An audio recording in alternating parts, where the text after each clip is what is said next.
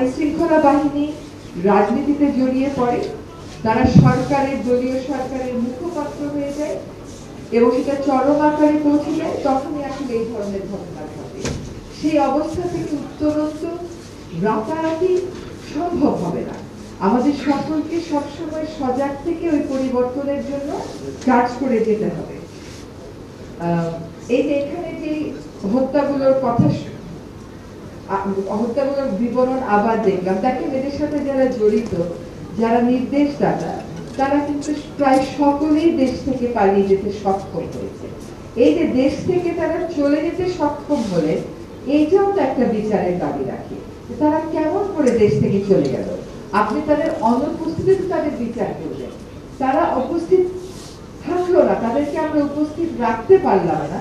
এখান থেকেও কিন্তু আসলে বোঝা যায় যে রাষ্ট্রযন্ত্রের কোন কোন জায়গায় বিচারহীনতা একটা স্বাভাবিক বিষয় হয়ে দাঁড়িয়েছে।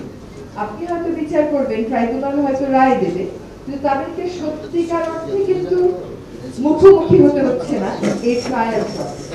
এটা তো আসলে কোনোভাবেই মানা যাচ্ছে না। ওই রকম বইয়ের আবহে আমাদের তথ্য প্রমাণ সংগ্রহ করে সকল যুক্তি বিশ্লেষণ করে বিচারে যেতে হবে স্বচ্ছতার সাথে। নিশ্চয়ই আইন মন্ত্রণালয় সেই কাজটা করবে।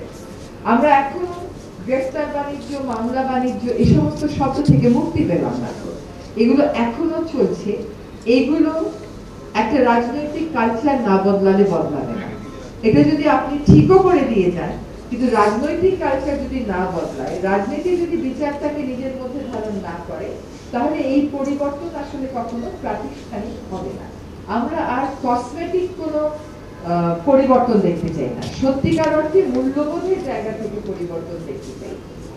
আমাদের একটা কথা মনে রাখতে হবে, যারা এই খুনগুলো করেছেন তাদের সমর্থকেরা কিন্তু বিভিন্ন সেক্টরে এখন এই সমাজে আছে। যদি না থাকতো তাহলে পালিয়ে গেল কেমন করে? এটা তো আমাদেরকে বুঝতে হবে এবং তাদের জবাবটা আমাদেরকে দিতে হবে আমাদের ভালো কাজের মাধ্যমে, মূল্যবোধ গ্রথিত পরিবর্তন আনয়নের মাধ্যমে। একটা রায় হবে, কিছু মানুষ হয়তো দেশে আছে, তারা হয়তো রায়ের সাজা ভোগ করবে, বেশিরভাগই তো দেশে নেই। ফলে বিচারের আরেকটা দিক নিয়ে আমাদের সকলকে ভাবতে হবে যে আমাদের সন্তানেরা যে তাড়নার থেকে জীবন দিয়েছেন, একটা পরিবর্তিত বাংলাদেশ যদি না গড়ে, কিছু ফাঁসি, কিছু কারাদণ্ড দিলে কি সত্যিকার বিচার হয়ে গেল? আমাদের সত্যিকার বিচারটা হবে একটা মূল্যবোধ কেন্দ্রিক সমাজ আর রাষ্ট্র ব্যবস্থা গড়ে তোলার মাধ্যমে। ওইটা আমার কাছে মনে হয় আলটিমেট বিচারের জায়গা। দেশটা পরিবর্তিত হবে, এরকম ভাবে কাউকে আর প্রাণ দিতে হবে না। সকলেই দেশকে, দেশের নাগরিক হিসাবে যে সুরক্ষা পাওয়ার কথা, যে বিবেচনা পাওয়ার কথা, সেটা পাবে। ফলে আনুষ্ঠানিক বিচার অবশ্যই হবে।